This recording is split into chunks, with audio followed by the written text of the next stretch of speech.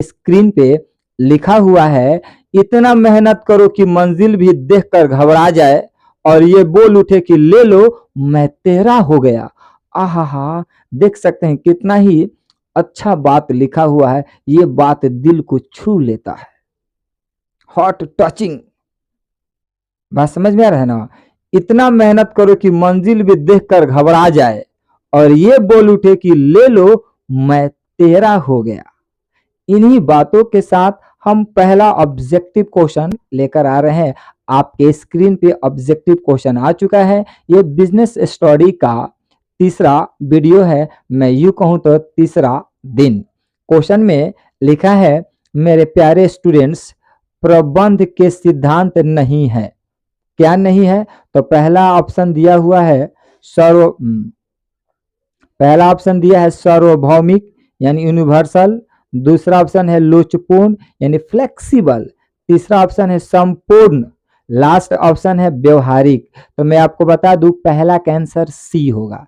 क्या होगा? सी, संपूर्ण। यानी जो प्रबंध के सिद्धांत है ना, वो संपूर्ण नहीं है।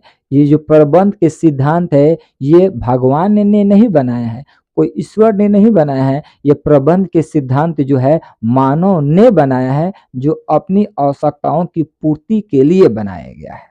इसलिए ये संपूर्ण ये प्रबंध के सिद्धांत में संपूर्ण नहीं है। बात आपको समझ में आ चुका है। क्वेश्चन नंबर 2, क्वेश्चन 2 में लिखा है, प्रबंध के सिद्धांतों की रचना किस प्रकार से की जाती है? ऑप्शन है पहला ग्राहकों के अनुभव द्वारा। दूसरा ऑप्शन है प्रबंधकों के अनुभव द्वारा। तीसरा ऑप्शन है प्रयोगशाला में। लास्ट ऑप्शन है समाज वैज्ञानिक के द्वारा।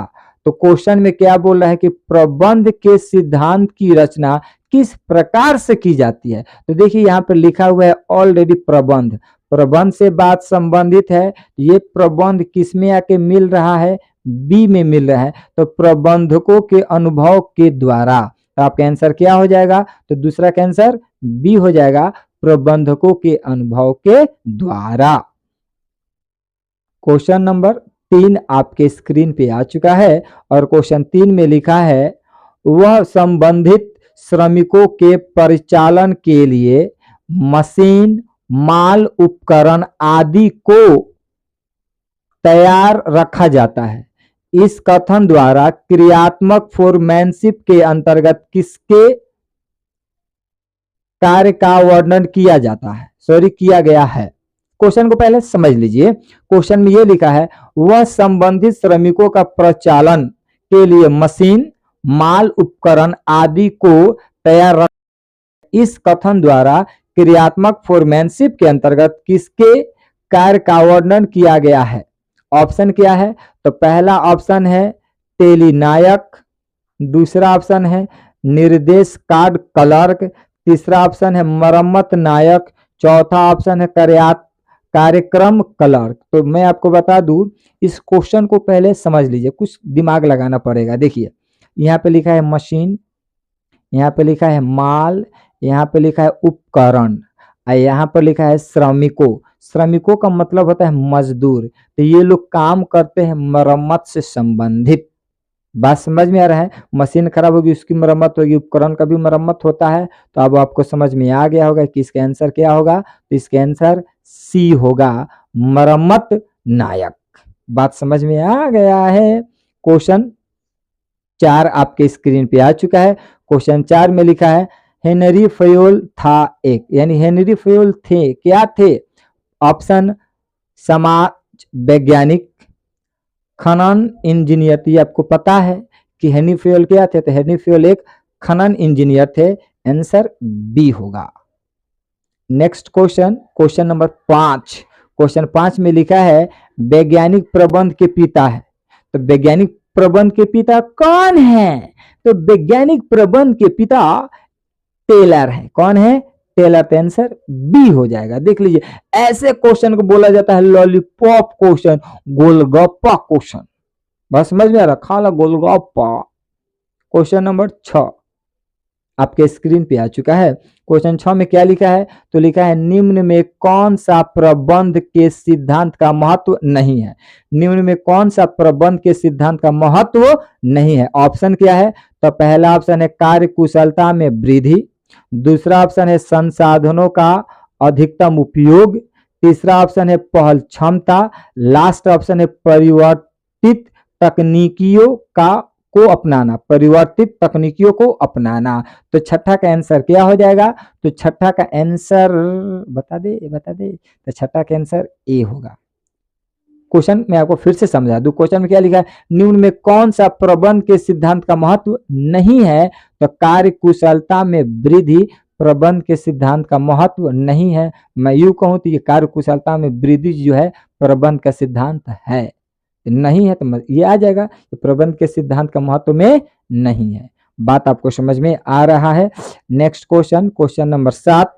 क्वेश्चन 7 में लिखा हुआ है निम्न में कौन सा कथन कार्य विभाजन के सिद्धांतों का सर्वश्रेष्ठ वर्णन करता है।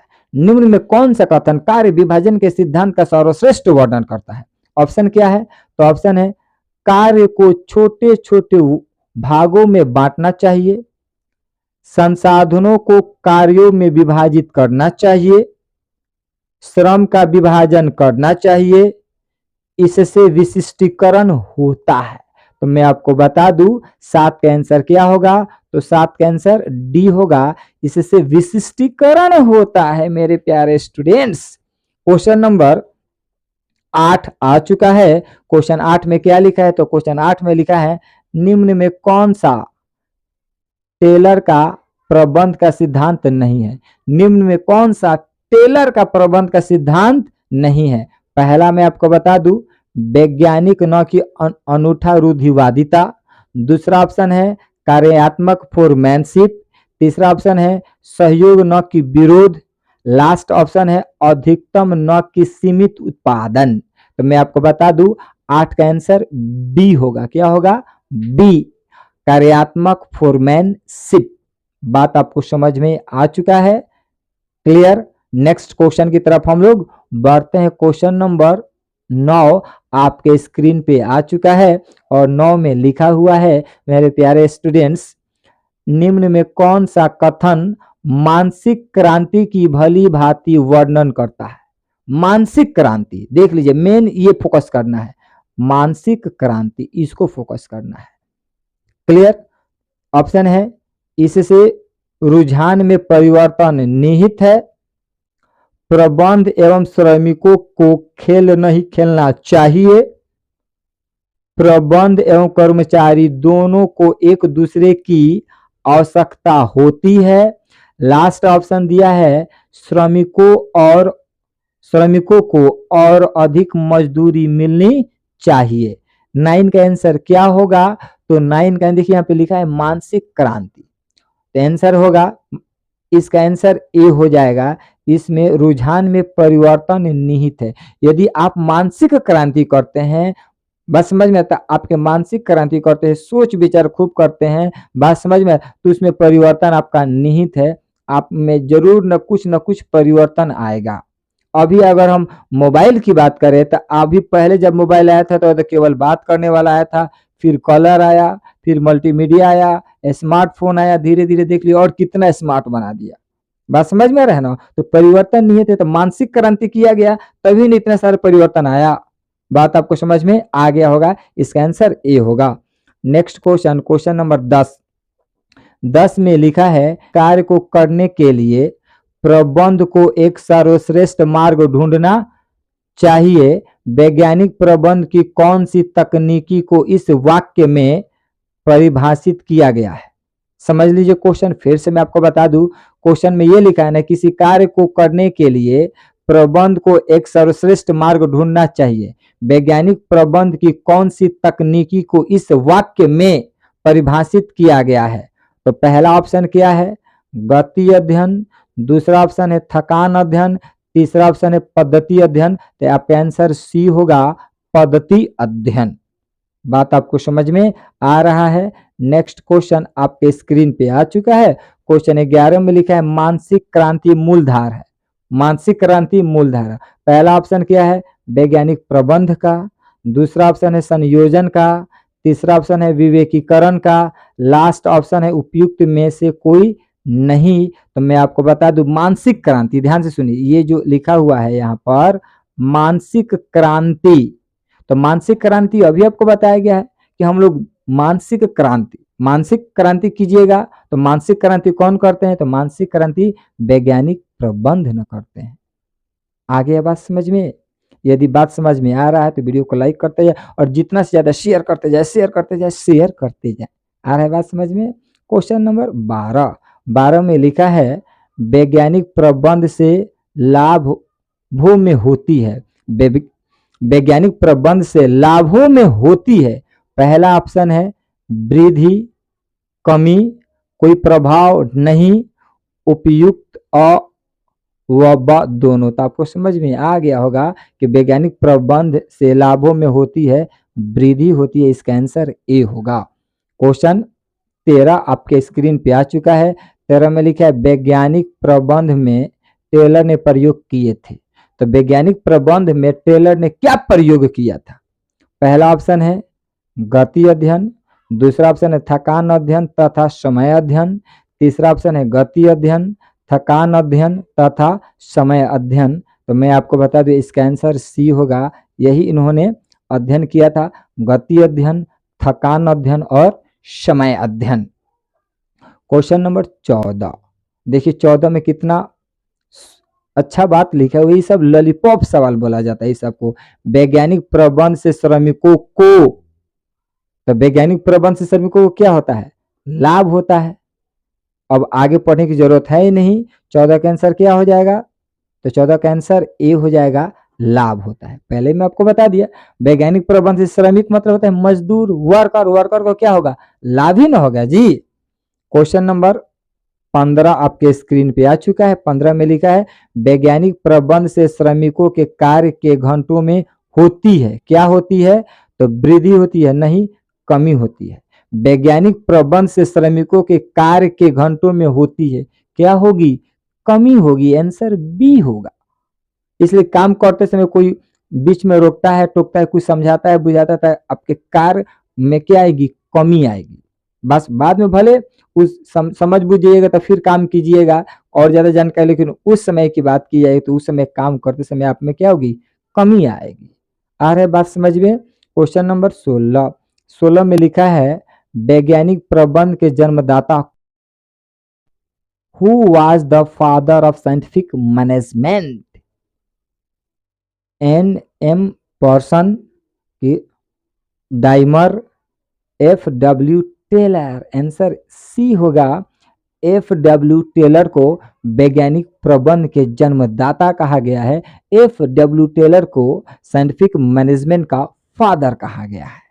आ रहा है बात समझ में?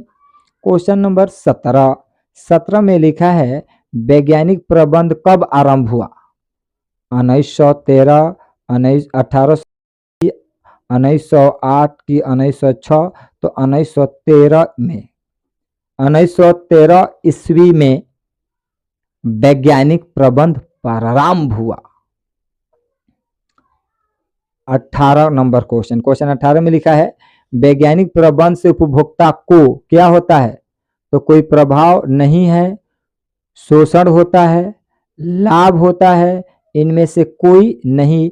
तो वैज्ञानिक प्रबंध से उपभोक्ताओं को लाभ होता है। आंसर सी होगा। अभी इस टाइप का आपने सवाल पढ़ा है। लास्ट क्वेश्चन इस एपिसोड का, यानी तीसरे एपिसोड का लास्ट क्वेश्चन आपके स्क्रीन पे आ चुका है। लिखा है परंपरागत प्रबंध में श्रमिकों को मजदूरी दी जाती है, कम दी जाती है कि अधिक, कि अधिकतम, कि न्यूनतम? तो मैं आपको बता दूं कम दी जाती है। आंसर ए होगा। परंपरागत प्रबंध में श्रमिकों की मजदूरी कम दी जाती है। क्यों कम दी जाती है? तो यहाँ पर मैं आपको बता दूं कि मान लीजिए ये एक फैक्ट्री है और इस फैक्ट्री में लगभग मान के चलिए 5 साल के लिए इन वर्करों को काम पे रखा जाता है। अगर ये इधर उधर काम करते हैं तो आपको इन लोगों को लगातार 5 साल के लिए काम मिल सकता है, कभी काम करेंगे तो कभी बैठेंगे, लेकिन इस फैक्ट्री में इन लोगों को 5 साल के लिए लगातार काम मिल जाएगा। तो अगर ये बाहर रोज अगर मान के चलिए 450 रुपये पर डे कमाते हैं, तो इसमें जब काम करेंगे तो ये फैक्ट्री इनको कितना देगा, 400 रुपया देगा। इसलिए देगा, कम देगा कि इनको लंबे समय तक हम रखना चाहते हैं।